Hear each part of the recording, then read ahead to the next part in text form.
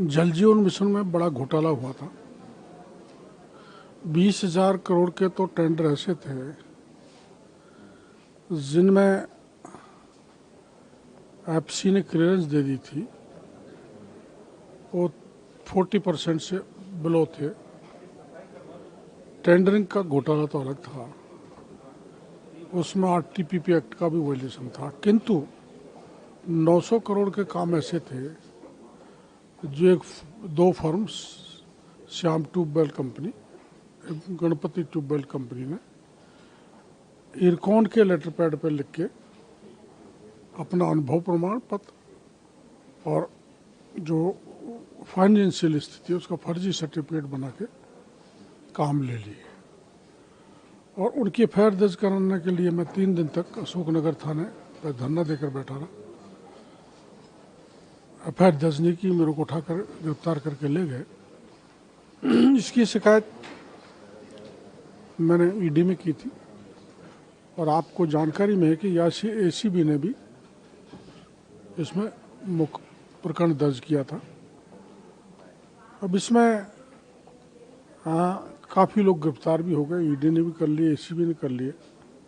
लेकिन जो कहा करते ना भाई मगरमच्छ बच जाते, वो कहानी जो है चलती रही और छोटे लोग गिरफ्तार कर लिए।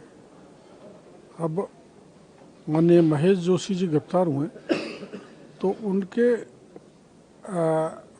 विरुद्ध पुख्ता सबूत ईडी को मिले। मैंने भी कुछ दिए, उन्होंने भी कुछ कलेक्ट किए, जिसके आधार पर उनको गिरफ्तार किया, 4 दिन का पीसी रिमांड लिया।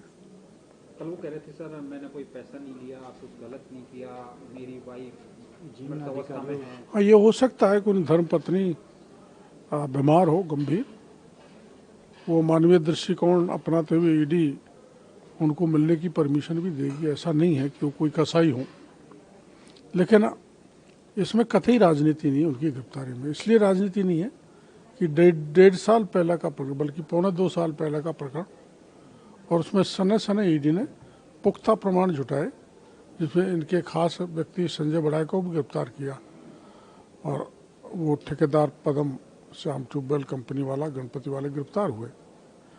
तो जो बयान आज मैंने पढ़ा था पूर्व मुख्यमंत्री माननीय गहलोत साहब का, वो दुर्भाग्यपूर्ण है। इसमें भी राजनीति नहीं करनी चाहिए, क्योंकि भ्रष्टाचार तो भ्रष्टाचार होता है। भ्रष्टाचार करने वाला का न कोई जाति होती, न कोई दल होता।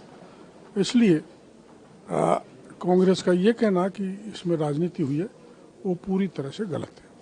फर्जी डिग्री को लेकर और वैसे ही भर्ती को लेकर अब हनुमान बेनीवाल भी कल धरना देने वाले हैं। अच्छा है, लोकतंत्र में जितना दबाव बने तो और गिरफ्तारी होंगी। वैसे सरकार ने करीबन 56 सब इंस्पेक्टर और 1 आरएस को गिरफ्तार कर लिया है। लेकिन ये भी सही है कि उसमें अभी काफ़ी लोग बचे हुए, पर एसओजी को समय लगता है तथ्य जुटाने में, प्रमाण जुटाने में। तो हमें भरोसा है कि एसओजी किसी को भी नहीं बख्शेगी। एक सीकर के जिला अध्यक्ष को लेकर, एनएसयूआई के जिला अध्यक्ष को लेकर कांग्रेस के कुछ नेता डीजीपी ऑफिस पहुंचे थे। उनका कहना था कि काले झंडे दिखाए और उसके बाद में देखो, काले झंडा दिखाना लोकतंत्र का एक हिस्सा है, प्रोटेस्ट करना।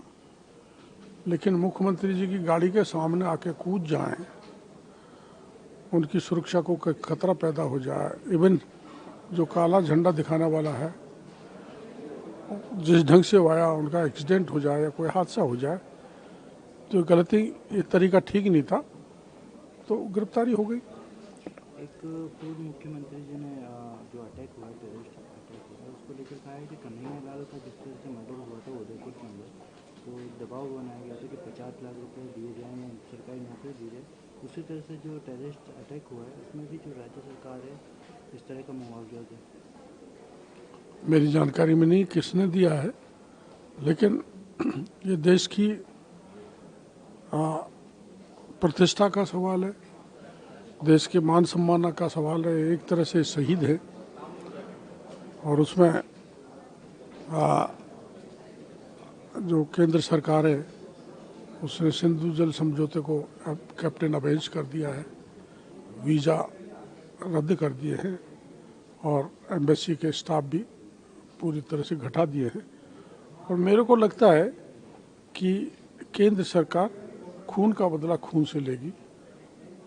जैसा कि प्रधानमंत्री जी का आज बयान पढ़ा कि दुनिया में किसी कोने में जाके छुपे हो उनको ढूंढ के ऐसा सबक सिखाया जाएगा कि हमारी देश की धरती पर कोई आतंक फैलाने की हिम्मत न कर सके।